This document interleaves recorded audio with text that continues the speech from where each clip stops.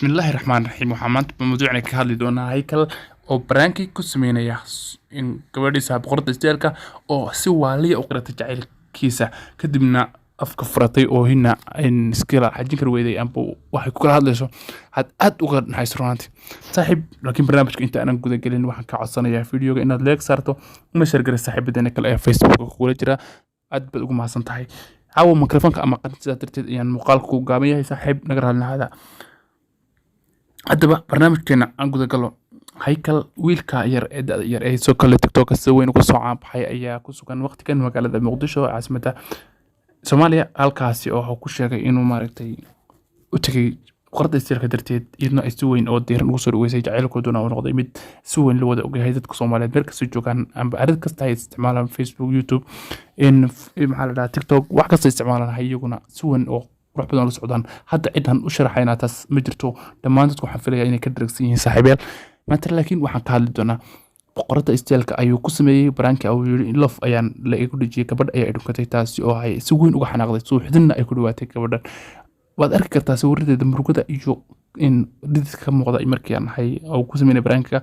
تاس سكون قضيتنا dad badan ayaa tawafaraha fursada si weyn uga falceliyay oo yiri maxaa uga dandansanaya wuxuu leeyahay inuu brank noocaas ku sameeyo maanta oo jacaylku yahay baa la yiri wax soo quraarada qalbiga bini'aadamkuna oo yahay mid taas oo kala ah lana dhowro mar kasta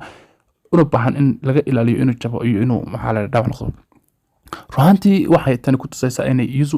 qabto jacayl waliya balse isaga oo yahay kiiso waxa loogu yeero dhexdhexaadnimo in saa uusan ahayn mid 100% oo xageeda u wada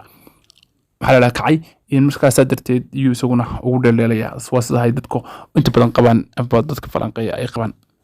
markaas in haykal waa qoftan waqtiga halkan ay imatay run ahaantii waa wiil future lead soo kale waa gabar future waa laba qof oo dhalinyaro ah midba halo mu soo jibin midna ma handee waxa la gab loogu yeero laakiin labaduba waa laba dhalinyaro ah soo doortay laakiin dadka waxyaalaha iska faa'iideysanaya waxay leeyihiin aba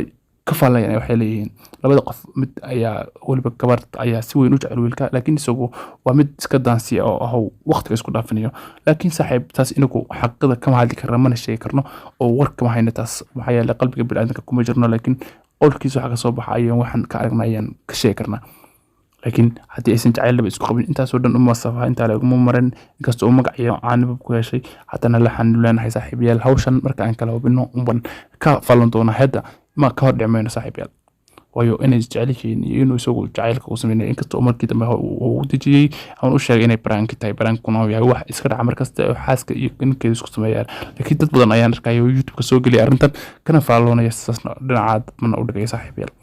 حتى بس صاحب أنت أيام موضوع عادي يقولوا ذاك إني أو كهلين إني سن أرنتن واحد قجرين dadkuna ay sindhay ku dhigan saafanaska intaas ayaan la wadaagay saaxiib laakiin saaxiib waxaan ka xumahay subscribe-ta muuqaalka iyo leegtiisa wax badan ayaan aad laakiin saaxiib naga dhis aad ugu mahadsantiin page-keena xogdoon media-na saaxiib yaal booqda oo in sagana follow aad ugu mahadsantiin